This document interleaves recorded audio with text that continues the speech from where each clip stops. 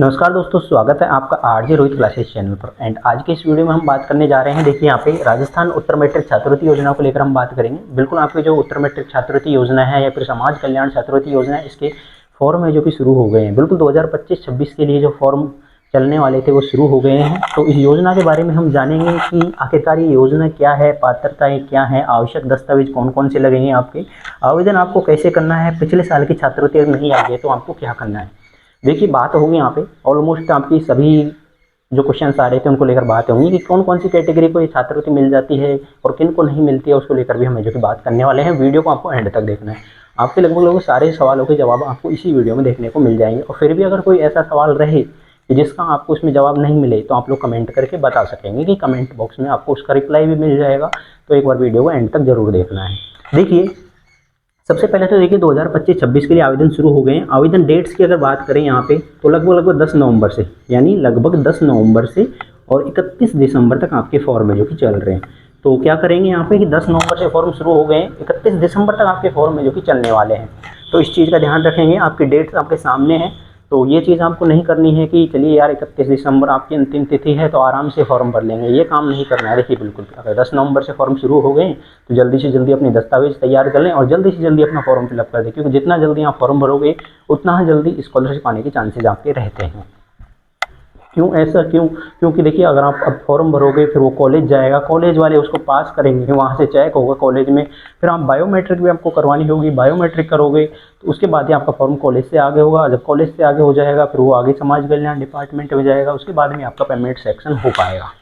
यहाँ पे बात करते हैं कि छात्रवृत्ति क्या है। देखिए ये जो छात्रवृत्ति है राजस्थान के मूल निवासियों को मिलेगी। जितने भी विद्यार्थी हैं जो राजस्थान के मूल निवासी हैं, जो या तो कॉलेजों में पढ़ रहे हैं, जैसे कोई भी कोर्स कर रहे हो आप, या तो आप बीए कर रहे होंगे, बीएससी हो, बीकॉम हो, एमए, एमएससी, एमकॉम हो, या फिर बीएड, बीएसटीसी, या फिर कोई नर्सिंग कोर्स है, एलएलबी वगैरह है, पॉलिटेक्निक है, कोई भी आपका कोर्स है, मान के चलिए XYZ जो भी आपका कोर्स है, उसके लिए आपको ये छात्रवृत्ति है जो कि दी जाएगी। इस छात्रवृत्ति में लगभग देखिए जो विद्यार्थी एपीएल के भी विद्यार्थी, यहाँ पे देखिए कुछ विद्यार्थी कमेंट करते हैं कि सर हम बीपीएल में नहीं है, एपीएल में है, तो क्या हम पात्र? बिल्कुल यहाँ पे एपीएल वाले कैंडिडेट को भी ये छात्रवृत्ति मिलेगी, तो बीपीएल वालों को भी मिलने वाली है। अभी देखिए जो मेन चीज़ है यहाँ पे कि आपकी आय कितनी होनी चाहिए। आपकी जो आय होनी चाहिए, जो यहाँ पे अगर पात्रता में अगर जाएँ तो आपकी 2.5 लाख रुपये से कम है जो कि यहाँ पे होनी चाहिए। यानी आपको आय सर्टिफिकेट इसमें बनवाना होता है। आपका आय सर्टिफिकेट इसमें लगता है कि आपकी फैमिली की इनकम कितनी है, तो आपको आय सर्टिफिकेट बनवा लेना है। इनकम सर्टिफिकेट जो कि आपको बनवाना है वो 2.5 लाख रुपए से कम का है जो कि बनवाना है। तो ये तो यहाँ पे अगर पात्रताएं हैं और कैटेगरी में जाए कि कौन कौन सी कैटेगरी को मिलती है। देखिए SC है, ST है, EWS है, MBC है यहाँ पे, तो इन कैटेगरीज को तो ये मिलती ही है छात्रवृत्ति। इसके अलावा OBC कैटेगरी कैंडिडेट कमेंट करते हैं सर OBC वालों को कैसे मिलेगी, OBC वाले क्या करें।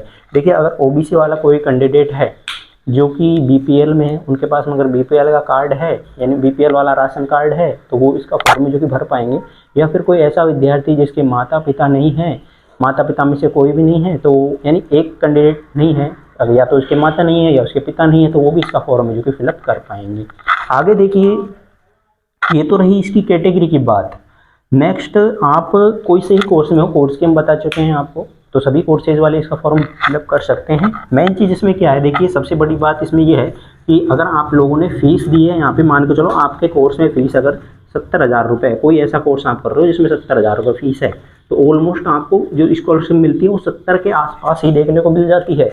65 प्लस ही मिलती है, मतलब 70 से ऊपर भी मिल जाती है, फिर 70 के आसपास ही देखने को मिलती है, मतलब कम नहीं मिलती। ऐसा नहीं है कि 2-5 हज़ार रुपये मिल गए, छात्रवृत्ति में लगभग उतनी मिलती है। जैसे कि हम बीएड कोर्स को लेकर चलें तो बीएड में 27,000 रुपये स्कॉलरशिप यानी फीस लगती है, तो उनको 27,000 रुपये की क्या मिल जाती है, यहाँ पे स्कॉलरशिप मिल जाती है।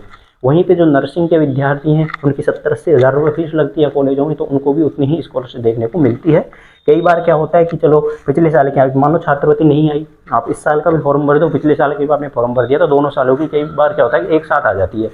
हम बताएं जैसे कि मेरे ही साथ का एक स्टूडेंट जिसने फॉर्म फिलअप किया छात्रवृत्ति का, उसकी फीस थी लगभग 65,000 रुपये फीस थी। उसने दोनों सालों का फॉर्म भर दिया, तो दोनों सालों की स्कॉलरशिप उसकी एक साथ आई थी वहाँ पे, मतलब उसकी आई थी लगभग 1.5 लाख रुपये की समथिंग उसकी एक साथ स्कॉलरशिप डली थी। तो इस तरह से आपको फॉर्म तो भरना है। अगर पिछले साल की छात्रवृत्ति नहीं भी आई है तो फॉर्म भरिए, कोई दिक्कत नहीं है, फॉर्म में कोई इश्यू नहीं आएगा आपके। यहाँ पे देखिए दस्तावेज कौन कौन से लगेंगे, मेन चीज़ है दस्तावेज। दस्तावेज में आपको देखिए एक तो आपका जो इनकम सर्टिफिकेट है, बिल्कुल आपको इनकम सर्टिफिकेट आपका बनवाना है। फिर आपका देखिए यहाँ पे जो आपका आय तो ये हो गया, फिर आपको मूल निवास प्रमाण पत्र है, जाति निवास प्रमाण पत्र है, 10वीं की मार्कशीट है, 12वीं की मार्कशीट है। उसके साथ में 10वीं 12वीं की मार्कशीट हो जाएगी, बैंक की पासबुक है आप लोगों की, बैंक की पासबुक यहाँ पे लग जाएगी, और फीस रिसिप्ट आपने कितनी फ़ीस दी है, फीस रिसिप्ट आप लोगों को इसमें लगानी होगी कि कितनी फ़ीस आपने कॉलेज में जमा करवाई है। तो ये तो यहाँ पे हो जाएगी, जैसे कि आय है, मूल है, जाति है, बैंक की पासबुक है, फीस रिसिप्ट है, और पिछले साल की मार्कशीट। मान के चलिए आप तो थर्ड ईयर में हो इस टाइम, तो आपको सेकंड ईयर की मार्कशीट इसमें लगने वाली है। आप कंप्यूटर वाली मार्कशीट लगा सकते हो, अगर आपकी ओरिजिनल मार्कशीट नहीं आई है तो आप कंप्यूटर वाली मार्कशीट है जो कि अपलोड है जो कि करेंगे। तो ये यहाँ पे दस्तावेज हैं। आवेदन कैसे करना है, आवेदन आपको देखिए आवेदन करने का तरीका बताएंगे। आवेदन करने का वीडियो एकदम कंप्लीट चैनल पर हम डलवा देंगे कि कैसे आपको एसएसओ आईडी बनानी है। एसएसओ आईडी से इसका आवेदन हुआ। ऐसे देखिए नॉर्मल तरीका ऐसे हम बता दें, एसएसओ आईडी आपको लॉगिन करनी है, उसमें स्कॉलरशिप एसजेई वाला पोर्टल अंदर आ जाता है, यानी एसएसओ के अंदर, उसमें आपको जाना है। वहाँ पे आपको न्यू एप्लीकेशन देखने को मिल जाएगा, आज ऑप्शन आ जाएगा न्यू एप्लीकेशन का, जिसके माध्यम से आप लोग अपना फॉर्म है जो कि फिलअप कर पाएंगे। न्यू एप्लीकेशन पर क्लिक करेंगे, जनरल डिटेल्स फिलअप करेंगे, ये जो आपको डॉक्यूमेंट्स बताए गए हैं इनको आपको डालना होगा। देखिए मूल, जाति और इनकम, ये चीज़ें आपको जन आधार में अपडेट करवानी है, तभी आपका फॉर्म है जो कि फिलअप हो पाएगा। तो ये चीज़ें आपको ध्यान रखनी है।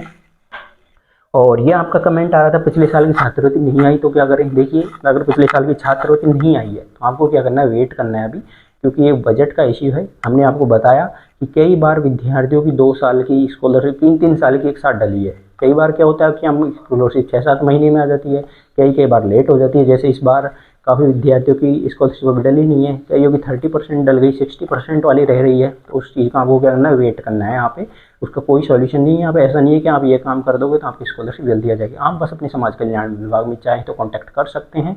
अगर आपके फॉर्म में कोई तरह का ऑब्जेक्शन नहीं है तो आपको बिल्कुल नो टेंशन रहना है। अगर आपका फॉर्म में पेमेंट सेक्शन हुआ पड़ा है या फिर डीएलओ से पास हुआ पड़ा है तो उस चीज़ को आपको ध्यान रखना है कि उसमें ऑब्जेक्शन ना आए। बस किस तरह का ऑब्जेक्शन आता है उसको आप क्लियर करिए टाइम से, और कोई इश्यू आए इसके अलावा, ऑब्जेक्शन के अलावा, तो आप लोग कमेंट करके ज़रूर बताएं। तो देखिए पिछले साल के जिन विद्यार्थियों की छात्रवृत्ति नहीं आई है वो भी अपना फॉर्म फिलअप कर दें, कोई दिक्कत नहीं आएगी आपकी। अपनी लास्ट ईयर की मार्कशीट लगाएं और अपना फॉर्म जो कि फिलअप करें, क्योंकि आगे की स्कॉलरशिप भी आपको लेनी है।